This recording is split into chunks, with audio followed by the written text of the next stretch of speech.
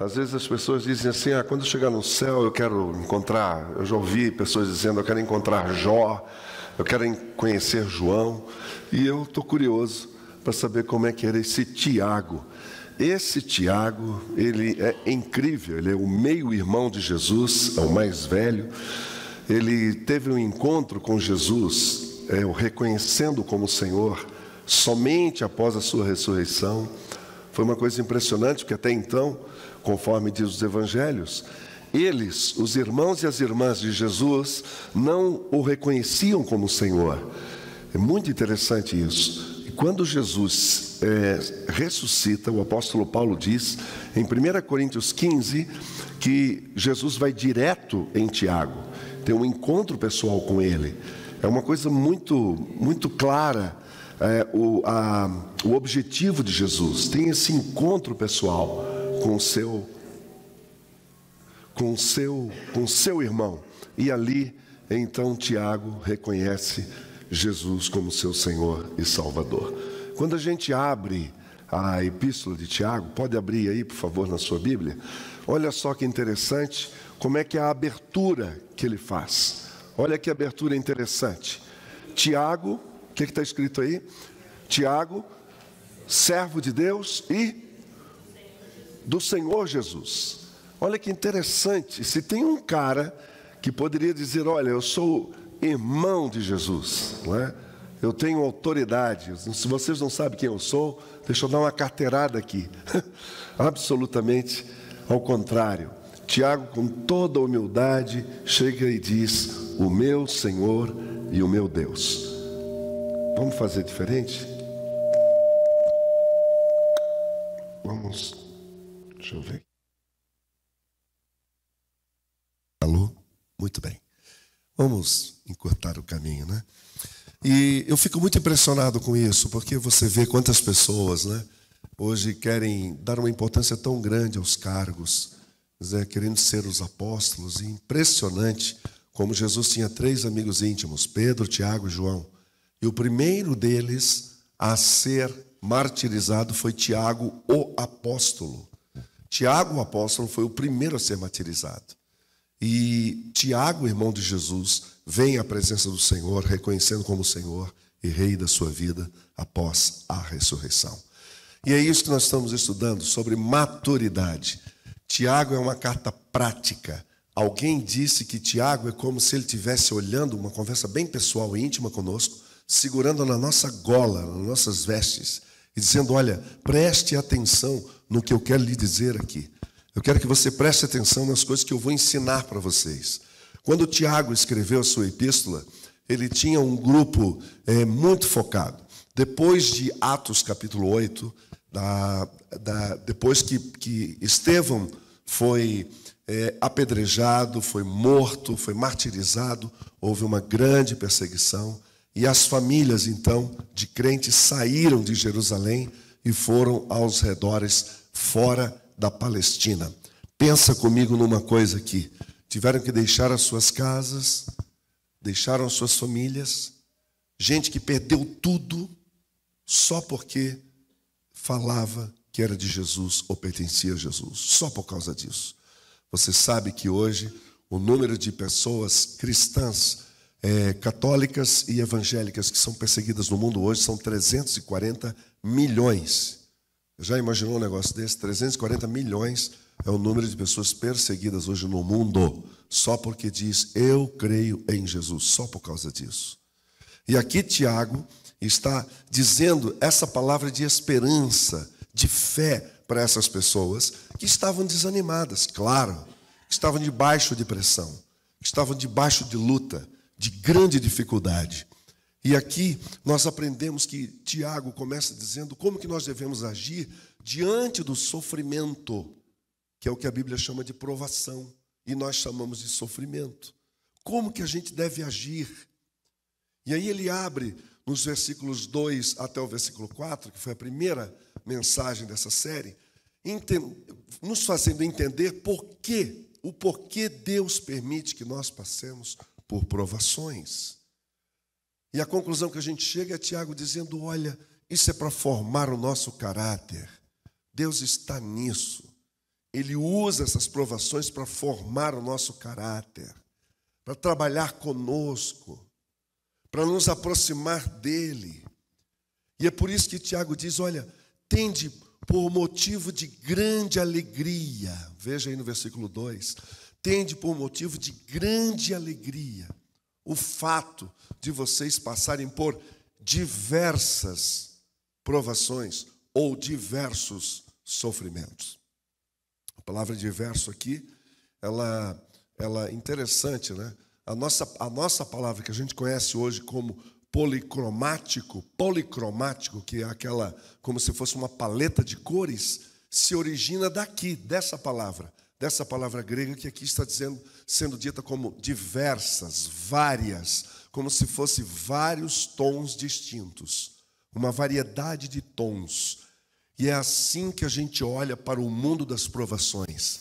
Às vezes nós passamos por provações nos tons mais claros, mais amenos, e outras vezes tons difíceis, escuros, sombrios. Não é assim? Às vezes você pergunta para alguém como é que está a sua vida. Fala, olha, eu ando passando por umas tempestades aqui. A minha vida está um pouco sombria, está um pouco cinzenta. A gente usa até a cor para descrever o momento que a gente está vivendo.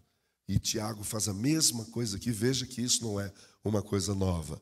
E a outra verdade que a gente aprende aqui é que Tiago nos ensina que essas provações são passageiras, graças a Deus. Amém, meus irmãos? São passageiras, que se fosse daquelas eternas a gente não aguenta.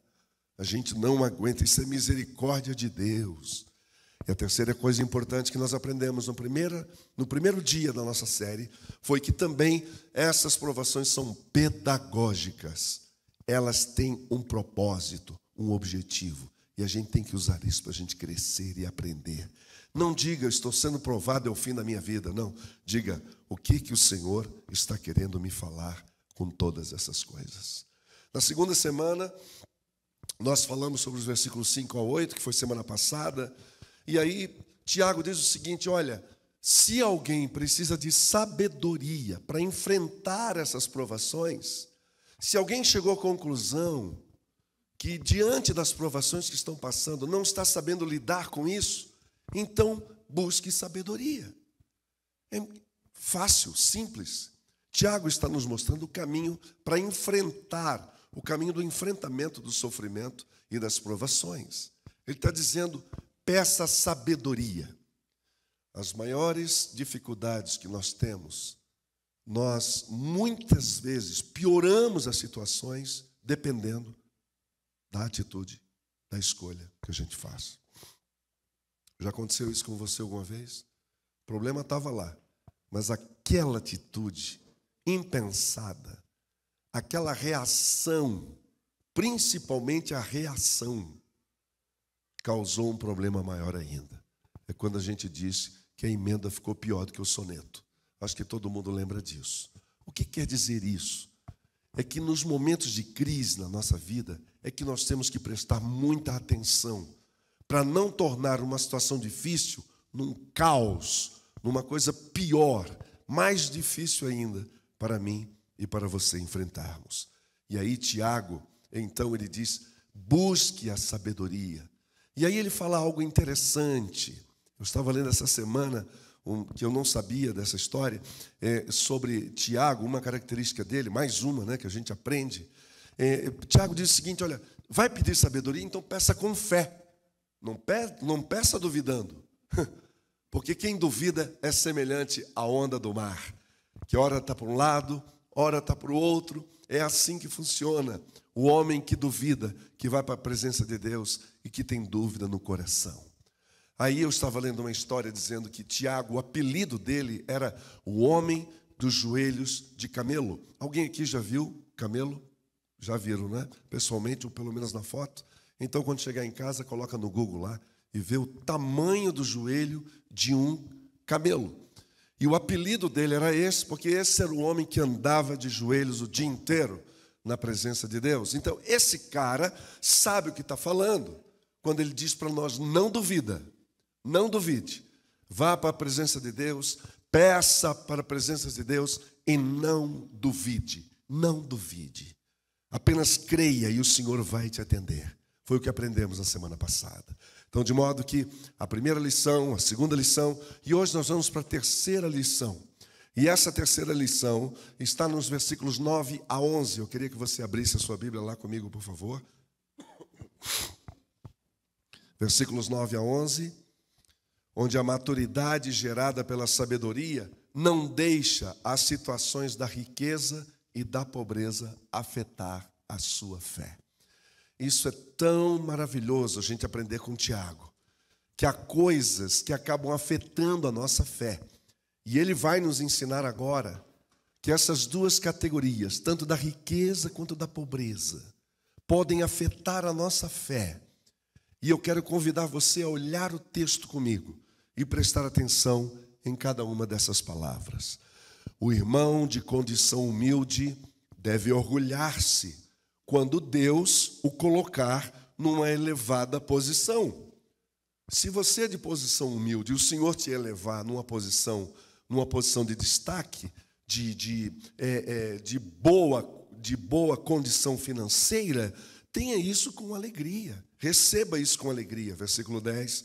E o rico deve orgulhar-se de passar a viver em condição humilde, porque passará como a flor do campo. Paulo ensina aqui Tiago ensina aqui o tratamento, a postura que nós devemos ter, a nossa reação diante da riqueza e diante da pobreza. É claro que havia problemas sérios na comunidade. É claro que havia pessoas sendo exploradas, como a gente já falou nas semanas anteriores. Essas pessoas foram exploradas pelos irmãos deles em fé. Muita gente já tinha perdido tudo, mas muita gente, trabalhando com essas pessoas, tiveram os seus contratos cortados. O que era prometido não era feito. Havia uma exploração ali, infelizmente. E aí Tiago está corrigindo isso e dizendo isso. Olha, prestem atenção. Preste atenção nisso. Versículo 11. Pois o sol se levanta, traz o calor e seca a planta. Cai então a sua flor, e é destruída a beleza da sua aparência. Da mesma forma, o rico ou a riqueza murchará em meio aos seus afazeres. Uma das coisas que mais provam a nossa fé é o dinheiro. Eu acho que você concorda com isso.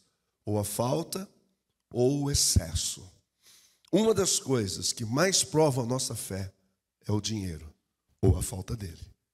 O irmão de condição humilde aqui é aquele irmão de poucos recursos financeiros. Eu vim de família humilde. Aliás, a maioria dos nossos pastores, a gente vem de famílias humildes. Os meus amigos padres, a gente conversa sobre isso. A grande maioria de nós. Você sabe que no mundo todo hoje, 80% dos pastores são pobres. Eu sei que tem 20% aí fazendo um barulho danado. Mas a maioria são pobres, de origem humilde. De origem humilde. E é interessante que a igreja de Jesus, no primeiro século, é uma igreja de pobres. E havia muitos escravos, muitos, não poucos, entendeu? Era uma comunidade pobre, de gente pobre. Essas pessoas, elas têm grandes limitações financeiras e passam por dificuldades. Quem aqui já passou dificuldades sabe o que eu estou dizendo. Sabe que quando o filho pede uma coisa, você não pode dar. Eu passei por isso muitas vezes. Muitas vezes. Me lembro um dia, quando eu cheguei em casa, aqui ainda, morava aqui. Cheguei em casa, na porta do meu elevador, tinha lá, eu acho que 10 ou 15 pacotes de compras que a igreja mandou para mim. Eu fiquei numa alegria, falei, Deus, obrigado. Obrigado. Eu não sei quem mandou isso aqui, não sei quem que observou, não sei como que chegou lá. Mas o fato é que isso está sendo uma bênção na minha vida. Essa é a alegria que a gente vê quando a gente chega na casa de alguém levando uma cesta que vocês nos dão e nos dão esse privilégio de entregar. E aí Tiago vem e diz, olha, o irmão de condição humilde, ele deve gloriar-se em sua dignidade. Olha que lindo isso. O irmão de condição humilde deve gloriar-se na sua dignidade, porque a pobreza não é um sinal de vergonha, não é maldição, mas há uma dignidade em ser pobre. Dignidade em ser pobre. Eu tenho um companheiro aqui que está comigo aqui na frente, vai para lá e vem para cá, mas eu quero que vocês fiquem bem aqui comigo, tá bom? Ele não incomoda ninguém, é só vocês ficarem comigo aqui, tá bem? Pobre, mas honrado. Você conhece gente pobre e honrada? Pobre e trabalhadora, honesta, faz as coisas de modo correto, mas é pobre. A gente não sabe por que essa pessoa não ficou rica. Há circunstâncias que que está para além da nossa compreensão, mas são pobres. Olha o que Tiago diz, conforme eu disse para vocês nas semanas anteriores, que Tiago usa um sistema literário diferente, ele toca no assunto, depois lá na frente ele volta no assunto de novo e assim vai, certo? Então veja, Tiago 2, versículos 5 a 8. Lá na frente ele volta a falar desse tema. E aí ele diz o seguinte: ouçam, meus amados irmãos, prestem atenção nisso, olha o que Tiago está falando. Não escolheu Deus os que são pobres aos olhos do mundo, para serem ricos em fé e herdarem o reino que ele prometeu aos que o amam? São categorias diferentes. Deus olha diferente. Deus olha diferente da gente. Tiago está ensinando aqui aos cristãos, dizendo o seguinte: olha, meditem na verdadeira riqueza, porque às vezes a pobreza é uma fonte de provação. Então você olha para o irmão rico e diz: por que ele tem isso e eu não posso ter? Passa a ser uma provação para o pobre, a riqueza do outro. Eu queria ter a casa dele. Eu queria enviar os meus filhos para a mesma escola que a deles. Mas eu não tenho condições. E isso, se não cuidado, isso vira um veneno para dentro. Isso vira uma tentação. Isso vira uma tentação. Eu já vi tanta gente séria, mas gente séria. Gente que trabalhou a vida inteira. Fala, eu não consigo entender. O fulano tem a mesma profissão que eu. Trabalhamos juntos desde garoto. O camarada está rico, não entendi até hoje como é que ele ficou. Bom, tem alguns que realmente prosperam. E outros prosperam de algumas formas que a gente não entende. Mas que causa em nós essa inquietude. A pobreza é uma grande fonte de provação e ela é um teste para o nosso coração. Você já quis fazer alguma coisa na sua vida e não conseguiu? E por falta de condições financeiras, você ficou triste? Você ficou abatido? Eu também. Eu me lembro quando eu entrei na Força Aérea para fazer o curso de piloto. E eu me lembro que, meu pai não tinha condições de pagar as horas de voo para mim. Eu tive que me virar. E é claro que eu não fui muito longe, porque ainda até hoje no Brasil, especialmente aqui no Brasil, é um absurdo o preço das horas de voo. Então, a Mara sabe disso, outros que têm aqui filhos que já fizeram curso sabem disso. É uma coisa absurda de cara. Quase que eu fiz lá fora, que lá fora é mais barato que aqui. Mas eu já estava velho, falei, esquece, deixa isso para lá, que agora Deus me chamou para outra coisa. Mas a gente fica com o coração apertado, como que não? Como que não fica? Entendeu? É isso que Tiago está dizendo. Ele está dizendo, meu irmão, não deixe que a sua condição financeira afete a sua fé. Porque existe uma dignidade na pobreza, que é a herança celestial preparada para os que o amam. Amém, meus irmãos? Isso é maravilhoso. Pobre, mas com dignidade. Eu sou pobre, sim. Sou pobre, financeiramente falando. Quando você olha materialmente falando, eu não tenho nada. A gente não diz assim, o que eu tenho está aí, todo mundo sabe. Mas em mim há uma alegria indizível, há uma alegria indescritível. E essa alegria me torna rico em Cristo Jesus. Agora no versículo 10, Tiago fala diretamente aos irmãos ricos daquelas comunidades. E eu queria chamar a sua atenção aqui para a gente ler esse texto conforme ele deve ser lido.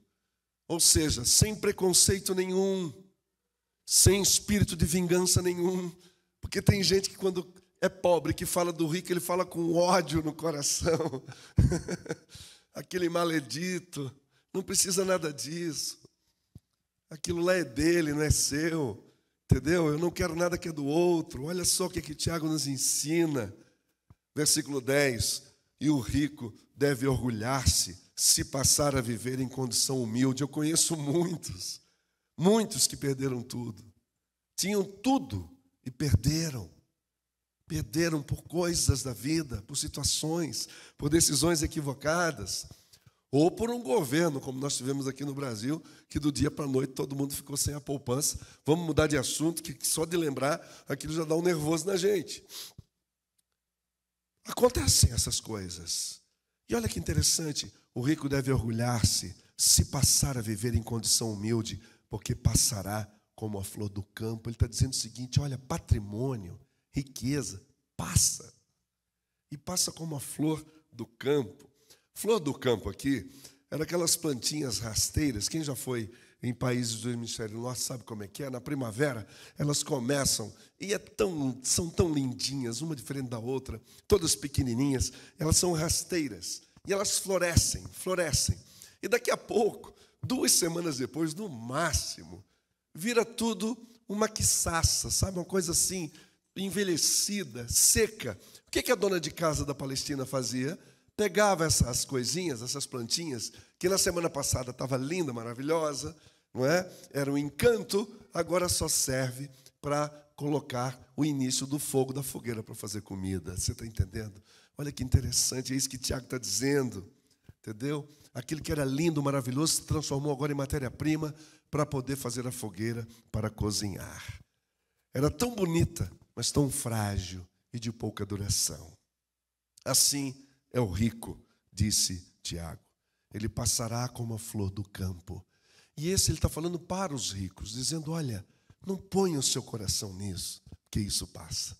Dizem que no funeral do Rockefeller, em Nova York, alguém chegou perto de um dos funcionários do escritório de contabilidade dele e fez uma pergunta para ele. Falou, escuta, quanto que o Dr. Rockefeller deixou? Dizem que o camarada olhou para o sujeito que estava interrogando e disse, deixou tudo. Não levou nada, porque daqui a gente não leva nada, fica tudo aí. Não é verdade, meus irmãos? É isso que Tiago está dizendo. As riquezas deste mundo são passageiras. Comparadas à eternidade, a riqueza é como essa pequenina flor que hoje existe e amanhã é lançada no fogo. E às vezes a gente se quebranta tanto por isso. Tem gente que perde a paz por causa disso. Tem gente que vende a alma por causa disso. Tem gente que vende a dignidade, a honra, tudo para experimentar a riqueza. O que o Tiago quer é que aqueles irmãos que têm riquezas, que têm propriedades, e não tem nada de errado com isso, é muito importante falar isso, que tem muito dinheiro e não tem nenhum problema com isso, desde que ganha de forma honesta, não coloque a sua vida nisso. Não coloque a sua esperança nisso.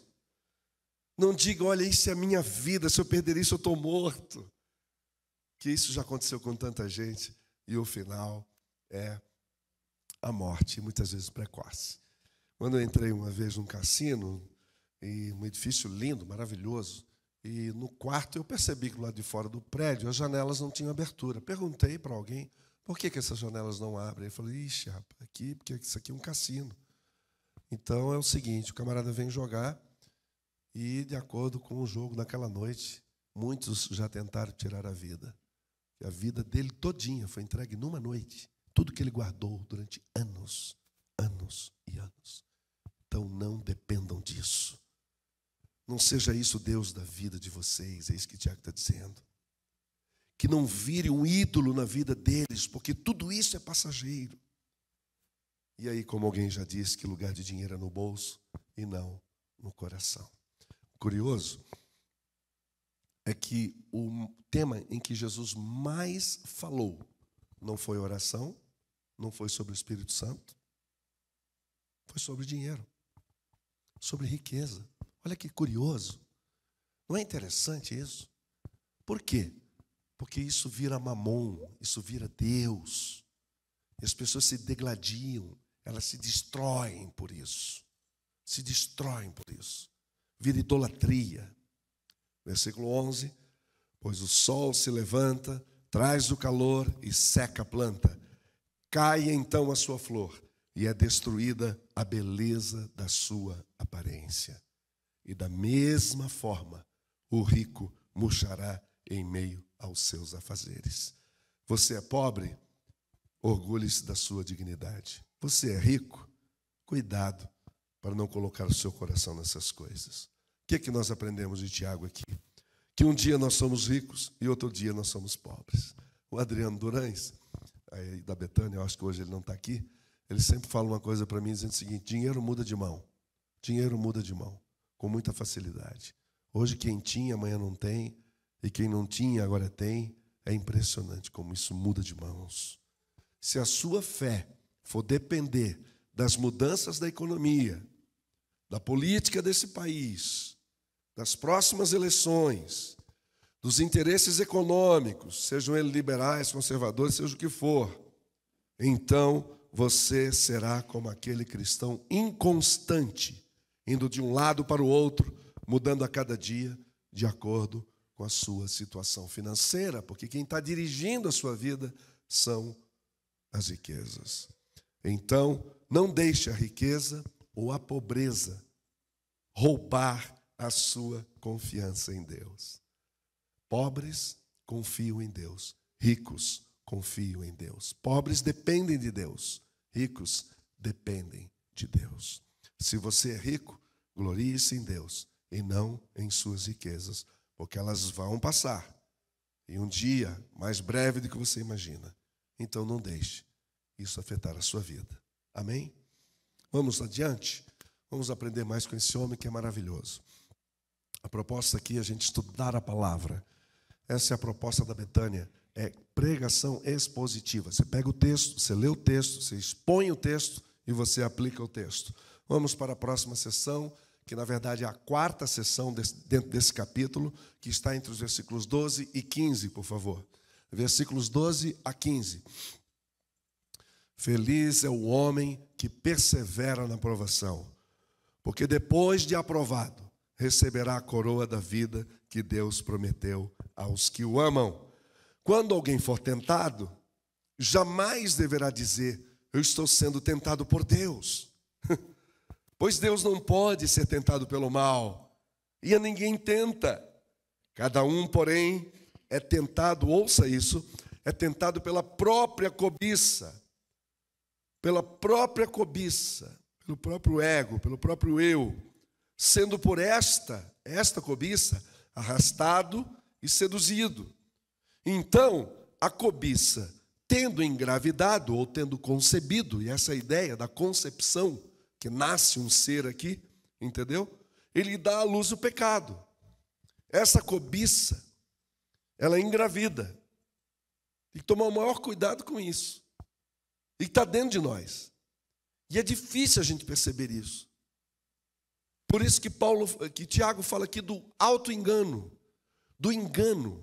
Uma das coisas mais difíceis de nós lutarmos é com o nosso auto-engano.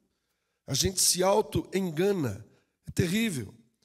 Então, quando alguém for tentado, não diga que foi tentado por Deus, que isso não é verdade. Agora, cada um é tentado pela própria cobiça. Então, veja o versículo 15. A cobiça, tendo engravidado, dá à luz o pecado, e o pecado, após ter se consumado, o que ele gera?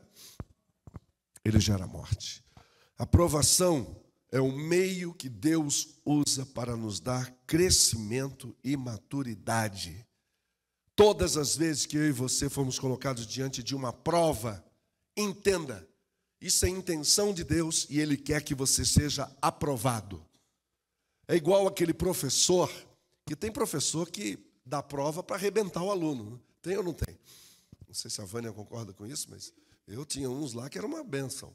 Eles queriam ver o cara destruído. Mas tem professor que ele dá prova, que ele quer ver o cara aprovado. E não é que ele vai facilitar, não, mas a intenção é outra. A intenção da prova.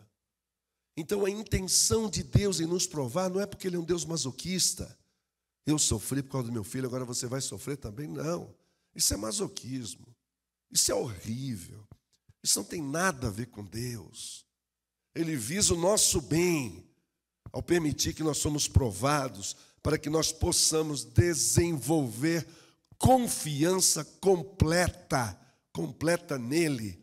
E a gente só aprende a confiar em Deus assim mesmo. Observe os discípulos, a vida de Jesus com os discípulos, as situações aos quais eles foram colocados. Não é verdade que os discípulos, na medida em que foram convivendo com Jesus e vendo as situações, paulatinamente, constantemente, devagar, porém constantemente, foram aprendendo a confiar em Jesus. Eles aprenderam a Jesus no dia a dia, sendo colocados à prova. Por isso, ser provado pelo Senhor deve ser motivo de grande alegria, como diz o versículo 2. Considere motivo de grande alegria o fato de passarem por diversas provações, é o que diz Tiago. E agora no versículo 12 ele diz: feliz é o homem que persevera na provação. É interessante que aqui, por isso que esse Tiago, ele é maravilhoso. Ele está citando aqui Jesus, não é? No Sermão da Montanha. Aqui é uma referência às bem-aventuranças. Feliz é o homem que persevera na provação. É uma continuação do Sermão do Monte. Por que felizes? Porque depois de ser aprovado, receberá a coroa da vida que Deus prometeu aos que os amam. Nós vamos receber essa coroa, não pelo mérito nosso, mas porque Deus prometeu que quem se permanecesse fiel iria receber dele a promessa. Fidelidade. Nada deve comprometer a nossa fidelidade a Deus, nem as provações, nem a riqueza, nem a pobreza. Porque depois de ser aprovado, receberá a coroa da vida que Deus prometeu aos que o amam. Se você ama o Senhor, Deus tem uma promessa para nós e Ele vai cumprir essa promessa. É como a caminhada acadêmica, onde o aluno é submetido a uma série de provas. E ao concluir essas tarefas com êxito, ele receberá a sua aprovação, então ele será diplomado.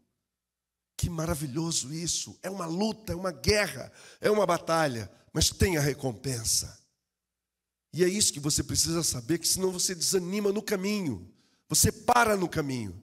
E é tudo que Tiago não quer, é que você pare no caminho diante das provações. Na caminhada com Jesus, nós estamos sendo provados todos os dias, até chegar o dia da nossa formatura, da graduação, da coroação. E isso é maravilhoso, é um dia que eu aguardo, eu tenho certeza que você também. Agora, interessante, tem um texto que eu quero mostrar para você, e que o autor aos Hebreus, ele deixou claro que Jesus passou pelas mesmas coisas que nós. As mesmas coisas. As mesmas tentações. As mesmas provações. No entanto, ele teve uma reação diferente. E é isso que Tiago quer que a gente tenha. A nossa maneira de reagir diante da provação. Veja comigo o texto, por favor, de Hebreus. Hebreus 5, de 7 a 9. Durante os seus dias de vida na terra, Jesus ofereceu orações e súplicas. Oh, uau! Então Jesus orava e Jesus suplicava, que são coisas diferentes. A oração, nós estamos falando de algo normal, uma coisa normal, corriqueira, do homem e da mulher de Deus. Agora, súplica é quando você tem uma agenda importante, mexeu com um filho seu, tem um filho seu doente, uma filha, uma pessoa que você ama, então você suplica.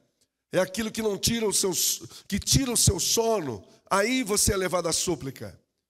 E aqui diz que em alta voz, e com lágrimas, o Senhor Jesus, buscando a face do Pai, com orações e súplicas, com alta voz. E Isaías dizia que a gente não ia ouvir, ou não iria ouvir a voz do Messias nas praças. Sim, nas praças não. Mas nos recantos, nas praias, nos montes, sozinho, ali se ouvia a voz do Senhor Jesus clamando, suplicando àquele que o podia salvar da morte. E ele o tempo todo sabia que tinha vindo para cumprir a sua missão, e a sua missão era a morte, é a cruz. Pouca gente lembra disso. A missão, Jesus veio para morrer, ele nasceu para morrer, no meu lugar e no seu lugar. É esse que está clamando aqui, aquele que o podia salvar da morte, sendo ouvido, ouça, por causa da sua reverente submissão, ou seja, obediência. Jesus obedeceu ao Pai. E esse é o desafio que eu tenho, que você tem. Obedecer, submeter-se completamente. E a minha parte preferida nesse texto vem agora. E embora sendo filho, ele aprendeu. Sabe o que significa? Você olhar para Jesus e dizer, ele precisava aprender alguma coisa? Ele precisava aprender alguma coisa. E olha o que esse texto está dizendo. Embora sendo filho, não foi poupado de passar pela escola da provação. E por que você seria? Por que eu seria? Por que nós seríamos poupados? Quem é pai aqui, mãe, acho que se tiver um pouquinho de humildade, vai reconhecer que nós erramos muito na educação dos nossos filhos em vários quesitos. E aquela tendência de superproteger o filho, então, é uma das nossas preferidas, que a gente não quer expor os nossos filhos. O pai nunca teve problemas de expor o filho. Aqui está a prova. Embora sendo filho, tornou-se, ou melhor, aprendeu a obedecer por meio daquilo que sofreu. Você está sofrendo, você sofre, lembre-se, alguém sofreu antes. Alguém foi na frente, alguém foi na sua frente, naquela mata fechada, abrindo um caminho e uma picada. E agora onde você está passando é porque alguém já passou antes. Alguém já preparou essa picada, essa trilha. Alguém já trilhou antes. E esse alguém é o nosso Senhor. Só isso já é motivo de nós levantarmos a cabeça, sairmos daqui dizendo, Senhor, obrigado, porque agora eu tenho uma nova perspectiva, uma nova leitura, um novo olhar, uma nova lucidez sobre o que está acontecendo comigo.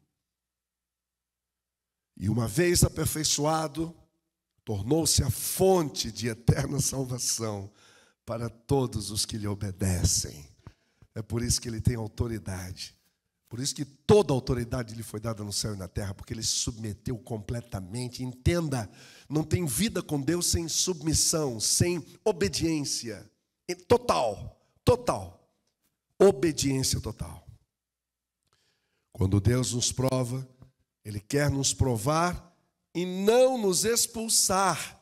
Porque tem gente que pensa que está passando pela prova e ninguém gosta de mim. E agora eu descobri que Deus também não. Ele quer nos salvar. Ele tem um alvo positivo. Porém, se nós não vigiarmos, nós podemos transformar a provação em tentação por causa da maldade da nossa natureza. É louco isso. Quando alguém foi tentado, Tiago está dizendo, olha, quando alguém for tentado, jamais deverá dizer, eu estou sendo tentado por Deus, pois Deus não pode ser tentado pelo mal e a ninguém tenta.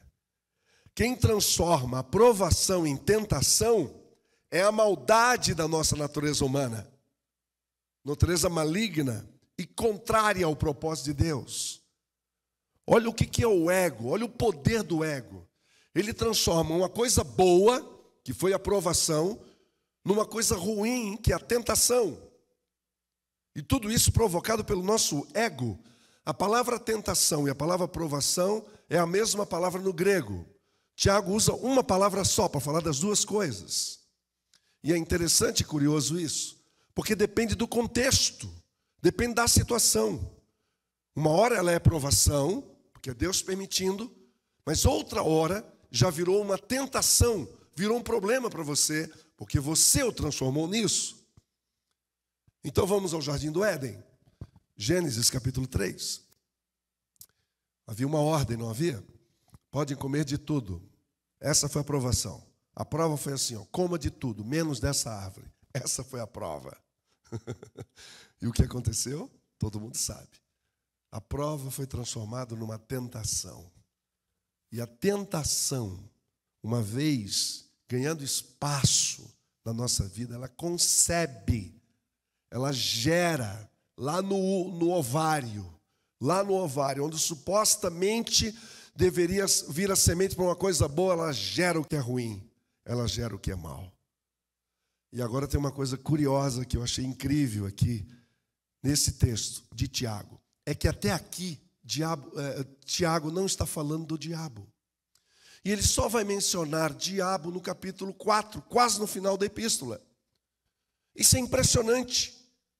Por que é impressionante? Porque aqui Tiago não está falando de diabo. Ele não tem nada a ver com Satanás aqui. Não queira botar já o bicho nessa onda aqui, porque não tem nada a ver com ele. Nós somos os nossos próprios diabos. Forte, né? Nós somos nosso próprio Satanás. Nem precisa de diabo para arrebentar com a nossa vida. Basta a nossa arrogância. Basta a nossa pequenez. Basta o nosso ego, que é tão gigante, que é tão inflado, para transformar a provação numa tentação. Basta o ego para entrar em ação, dominando a nossa cobiça e desejos de toda a natureza, contrárias ao propósito do Pai. E sabe, meus irmãos, toda vez que a gente fala de tentação, as pessoas já logo vão pensar no mundo da sexualidade, pelo amor de Deus. Sexualidade é a coisa mais linda que foi criada por Deus, é uma bênção de Deus. Agora, a promiscuidade não foi criada por Deus, a libertinagem não foi criada por Deus, a prostituição não foi criada por Deus. Você pode ser tentado, porque dentro de você já existe alguma coisa que está em conexão com aquilo que está do lado de fora. Entenda uma coisa, a provação vem de fora para dentro. A tentação vem de dentro para fora. São os nossos maus desejos incontrolados, a nossa cobiça que transformam provações e tentações, e isso em todas as áreas da vida. E se isso acontecer em você, por livre vontade, permitir que a provação se torne numa tentação, é isso que Tiago quer, é isso que ele está ensinando a gente aqui. Ele está dizendo, não ponha a culpa em Deus. Não culpe Deus, que Ele não tem culpa nessa história. Não culpe Deus. Você está passando por uma provação e transformou isso numa tentação, não ponha Deus nisso. Não ponha Deus nessa história. Davi estava nos melhores momentos da sua vida. País crescendo, economia crescendo, avançando, conquistando povos, uma coisa extraordinária. Naquela primavera fatídica, ele estava em casa porque os seus generais de confiança estavam no front, em batalha ferrenha contra os seus inimigos. E Davi então falou, está em boas mãos, eu estou em casa tranquilo. E todo mundo conhece essa história. Todo mundo aqui conhece essa história. E esse homem vai para a sacada do palácio, vai para o lugar errado, na hora errada, olha para o lado errado, vê a coisa errada, tem o desejo errado, dá a ordem errada, e aí sela tudo. Depois chegou um bilhete no palácio. Estou grávida, aconteceu. É claro, porque quando você dialoga com a tentação, a possibilidade de se tornar uma realidade é muito grande. E com tentação a gente não dialoga. Com provação você se submete, com tentação você não brinca. Ninguém pode brincar com isso. Ninguém tem esse poder de brincar com isso, seja qual for a área. Seja qual for a área. Se a irmã não aguenta ver um homem, porque você já logo compara com o seu e diz, não, homem é aquele não que eu tenho em casa. Se o irmão aí não pode ver um tornozelo pelo lado de fora, ou não, antigamente a gente usava a companhia Texaco, hoje não mais, né, porque já deixou de existir no Brasil, mas antigamente se dizia que tinha determinados homens que não podiam ver uma bomba Texaco, que achava que era uma mulher de tubinho, uma bomba da Texaco. Isso é a promiscuidade num grau elevado dentro da nossa vida. Aí você vai botar a culpa em Deus? Sério? Aí você vai culpar Deus e o diabo, que é outro que já saiu dizendo, não tem nada a ver com isso, hein? Não estava lá, não vi, não fui eu. Então é isso que acontece. Você não pode dizer, eu fiz a coisa errada, mas é porque o Senhor colocou essa oportunidade perto de mim. Você não pode falar isso. A resposta de Deus para mim e para você, meu filho, eu te coloquei ali para você ser provado, testar a sua fé, e não para você ser tentado. Eu não faço isso com ninguém. Deus nunca quer que você peque. Nunca quer que eu peque. Ele nunca, porque Deus odeia o pecado e Deus odeia o pecador. E alguns de vocês estão ouvindo essa frase pela primeira vez, talvez porque nunca tenham lido o Salmo 5. Deus odeia o pecado e odeia o pecador. Porque o pecado, para se tornar uma realidade, tem que ter um agente, tem que ter o que gera, tem que ter um habitat, tem que ter um instrumento, tem que ter uma ferramenta. E aquilo que matou o seu filho na cruz, ele odeia. Então não brinque com isso, porque Deus não brinca com isso. Deus não está brincando conosco, ao contrário. Versículo 14. Cada um, porém, é tentado pela própria cobiça. Entenda isso, é porque você é ruim mesmo. Nós falamos da área da sexualidade, mas tem muitas outras áreas que arrebentam com a vida das pessoas. Tem gente que ganhou uma posição numa empresa e até foi uma prova de Deus, dizendo, eu te coloquei aqui porque eu quero te testar, que se você passar na prova, eu vou te colocar mais para frente ainda. Mas ele transformou aquela prova numa tentação, se acha melhor do que todo mundo, acha o dono, quer ter o controle de tudo e de todos. Gente, abre a sua cabeça, tentação, se você fechar a sua cabeça, achar que tentação tem a ver apenas e somente com sexualidade, você não entendeu. Você pode nunca ter mexido com a mulher de ninguém ou com o marido de ninguém, e mesmo assim ser tentado em outras áreas. Entenda isso. Entenda isso. Tem alguém que não pode ver dinheiro, que fica tentado a mexer no dinheiro. Quem que nunca ficou tentado a mexer no dinheiro de alguém? Ganhou um emprego, foi uma bênção, na tesouraria de determinado lugar, tem acesso às finanças, ou no caixa, onde for, mexendo com dinheiro que não é seu. Deus te deu esse presente. Vai alimentar sua família com esse trabalho. Mas não use o dinheiro, ele não é seu. Não deixa isso virar uma tentação na sua vida. Dá para entender? Irmãos, a gente precisa entender o Evangelho. Não é sair daqui arrepiado. Arrepio não muda ninguém. Tem que sair daqui entendendo o Evangelho. Se você entender o Evangelho, você muda. A palavra tem esse poder. Por isso que a opção nossa, desculpa repetir isso, mas a nossa opção em optar por uma pregação expositiva é porque eu creio poderosamente no poder da palavra. A palavra por si mesmo não precisa de um pregador. É só o pregador não atrapalhar e expor o que está na palavra e deixa que o Espírito Santo faz a obra. O Espírito Santo do Senhor faz a obra. Olha aqui Tiago falando comigo e com você.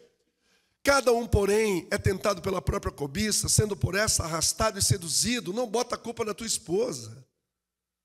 Não bota a culpa no teu marido, nos teus filhos. Meu Deus. Ou no teu chefe, sei lá em quem que você põe culpa. Por que a gente só não assume? Não é verdade? Então a cobiça, versículo 15, tendo engravidado, olha essa palavra que Tiago escolhe para colocar aqui. Essa palavra foi escolhida. É incrível. Imaginando uma relação sexual ilícita fora de um compromisso de amor e de casamento e de aliança. Imagina isso. Um homem se une a uma mulher ou vice-versa, não importa. Mas estão realmente fora do propósito de Deus. Entendeu? Não há amor na relação. Vai nascer uma criança. Nasce uma criança. Aconteceu com Davi isso. E essa criança é o fruto do seu pecado. Faça o DNA dela e você vai ver que ela é seu filho. Por favor, não diga que é filho do outro. Não diga que é filho do diabo. Não diga que é filho de Deus, porque não é. Quem fez foi você. Foi eu que fiz isso. Eu sei que isso é ruim. Eu sei que isso não é muito legal. Eu sei que isso mexe com a gente. Fala, poxa vida. Pensei que vindo aqui nós íamos receber uma palavra daquela de sair voando e tal. É difícil. Porque eu acho que provavelmente Tiago não frequentou uma igreja dessas. O camarada saía voando por aí. Cheio de emoção. Aliás, os críticos dizem que Tiago, a epístola de Tiago, é uma das que menos usa esse tipo de expressão, mais religiosas, que a gente gosta mais. A glória de Deus para cá, anjo daqui, voando de lá, nada disso. É tudo pé no chão, é prática, é vida. Por isso que chama maturidade. É para criar tutano mesmo. É para criar tutano. O que Tiago está querendo que os cristãos evitem é que quando eles caem em pecado durante a provação e o sofrimento, não coloquem a culpa em Deus. Mas assuma. Gente, não foi o que Davi fez? Quem já leu o Salmo 32 e o Salmo 51 aqui? Depois da saída de Natã, que teve, esse é outro cara que eu quero conhecer, porque esse cabra foi macho. Esse foi muito. Chegou para Davi assim, na frente dele, dizendo, meu filho, você é esse homem. A pessoa fala isso para o rei, Davi ainda naquela altura, não é qualquer um. Não é qualquer um. E falou para ele, você pecou e Deus viu e ele não esqueceu. Se você pensa que isso aí foi deixado do lado, você está enganado. Ele não esqueceu. Davi sai dali arrebentado, destruído, vai lá para o seu canto e escreve 2 maravilhosas poesias e orações, uma das mais lindas do Saltério, o Salmo 32 e o Salmo 51. O 32, enquanto calei os meus pecados, envelheceram os meus ossos pelos meus constantes gemidos todo dia. Leia devagar em casa e você vai ver que esse cara foi ao nível da depressão. Envelheceram os meus ossos pelos meus constantes gemidos todo dia. E a tua mão pesava dia e noite sobre mim. Dia e noite sobre mim. O Salmo 51, que é a coroa disso, ele diz, eu pequei contra ti. Eu pequei contra ti. A culpa não é de Betsabá. A culpa não é de Urias. A culpa não é de Joabe. A culpa não é de ninguém. A culpa é minha. Eu pequei contra ti. Vocês já pensaram quantos relacionamentos seriam curados dentro da nossa casa se a gente tivesse essa coragem de olhar assim na lata do marido, da mulher, da esposa, dos filhos, dizendo, eu pequei. Foi eu que pequei. Isso não é muito fácil. Eu passei por essa experiência recentemente, mais uma vez. Eu já contei isso para vocês em outros domingos. De estar com os meus filhos assim, dizendo, olha, papai veio aqui, não foi só para passear, eu queria ver vocês. E eu queria de novo ter certeza de que se não há nenhuma mágoa e ressentimento que eu criei, que eu gerei, não foi nada fácil para mim. Porque filho fala as coisas, não fala? Fala ou não fala? Ou se fala. E os meus 3, eles falam, os 3 falam. Mas pelo menos quando eu entrei naquele avião, eu falei, meu Deus, tem uma leveza dentro de mim. Porque eu reconheci diante deles, pedindo perdão exatamente, nominalmente, especificamente, não no atacado. Pedi perdão no atacado especificamente, dizendo, me perdoe por isso, por isso, por isso. É claro que um deles ainda olhou para mim e perguntou assim, mas do que o senhor está falando exatamente? De quais deles os pecados? Eu falei, uau! Você pensou que ia ser um playground, uma festa, uma Disney?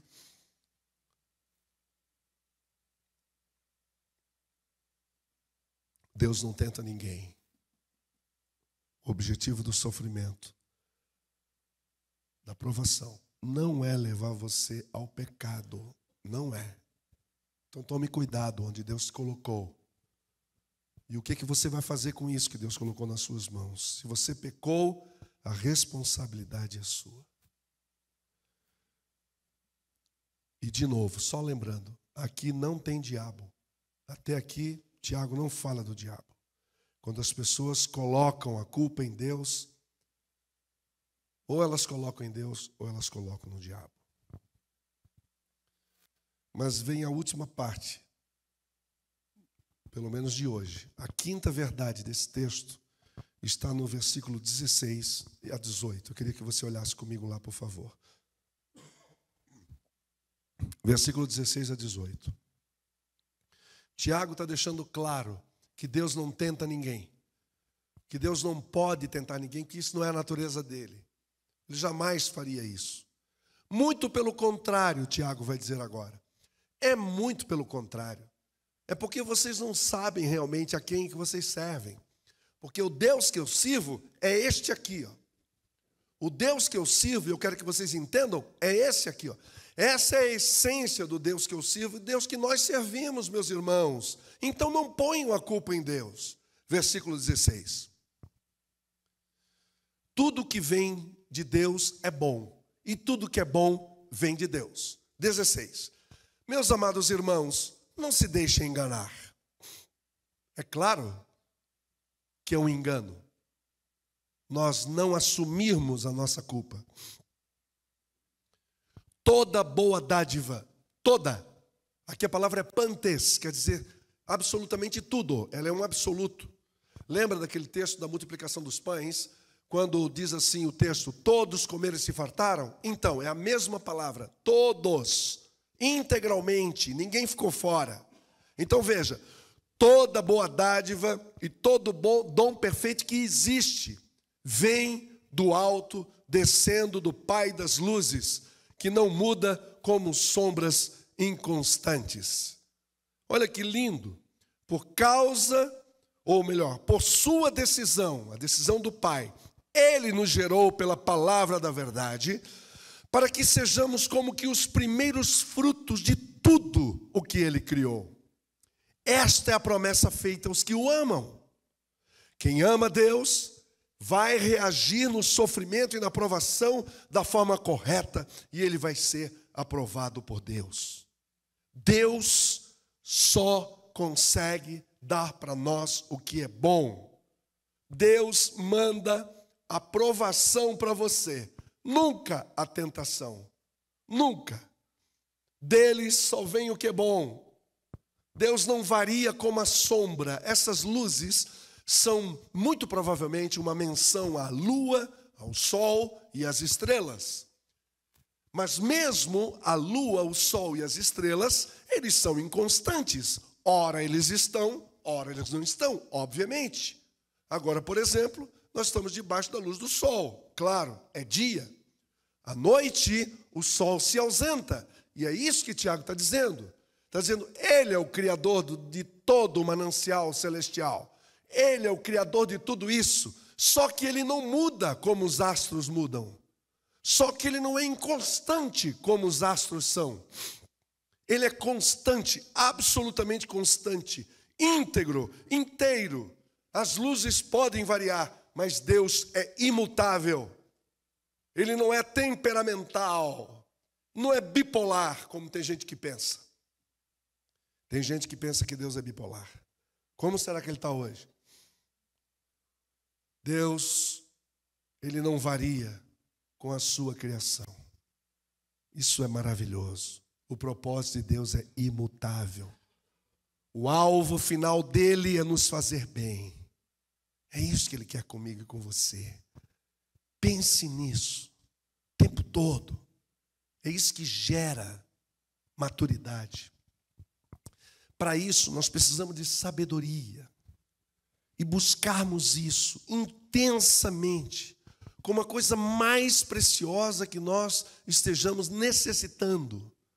Buscar essa sabedoria para saber como reagir diante das provações. Para que as provações sejam oportunidades para a gente crescer em Jesus, crescer em amor, crescer em confiança com o Senhor. Quando isso acontece, toda a nossa casa é abençoada. Os nossos filhos são abençoados. Os nossos irmãos são abençoados. A comunidade toda é abençoada. Amém, meus irmãos? É isso que Ele quer fazer. O chamado de Deus para nós é permanecer firmes, perseverantes, sem vacilar, porque Ele deu o seu Filho amado para morrer em nosso lugar, para isso. E o Espírito Santo para nos guiar e nos capacitar a vencer todas as provações e tentações em nome de Jesus. Eu queria fazer perguntas pessoais para vocês hoje, para a gente pensar e a gente refletir e a gente aplicar. Quais são as tentações que rondam os nossos corações? Pode ser a barra da saia, pode ser a barra do ouro, pode ser a barra da fama. Fama, poder, influência, domínio, controle. Pode ser. Pode ser outra coisa. Qual é a ambição que anda orbitando ao redor do seu coração? Quais são as propostas que têm te feito vacilar? Quais são... espero que não tenha ouvidos sensíveis aqui, mas...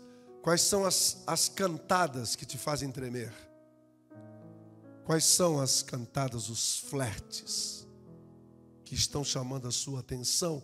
Que tipo de coisa está acontecendo que está te distraindo você? Distraindo.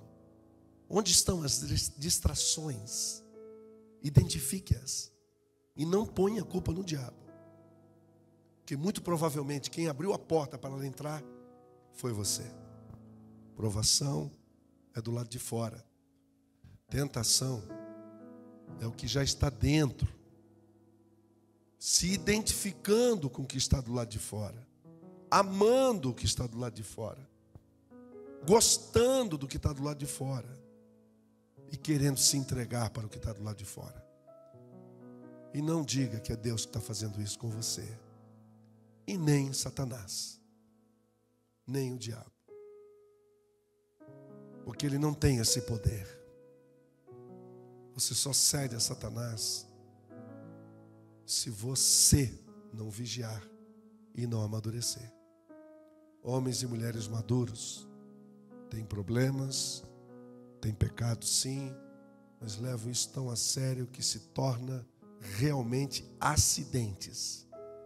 E nunca a regra. Nunca a regra. A gente começa a vigiar. E isso vai dando tutano para nós. Vai dando casca grossa para nós. Aí vem os problemas, vem as dificuldades. E você permanece firme na presença do Senhor. Amém. Amém, queridos irmãos. Vamos orar por nós. Acho que somos nós que precisamos de oração. Nós precisamos de oração. Nós precisamos aprender a vencer as nossas tentações. As nossas tentações. Quantas confusões são criadas na nossa casa, porque a gente não resiste à tentação de ficar calado. Tiago vai falar isso no capítulo 3. Fala, gente do céu, tem gente que não aguenta. A língua controla mesmo. São tentações. É maior do que você. É maior do que você. Obrigada por assistir essa mensagem. Eu espero que você tenha sido imensamente abençoado. Não se esqueça de se inscrever no nosso canal, curtir e compartilhar os nossos vídeos e clicar no sininho para ativar as notificações. Venha viver Betânia!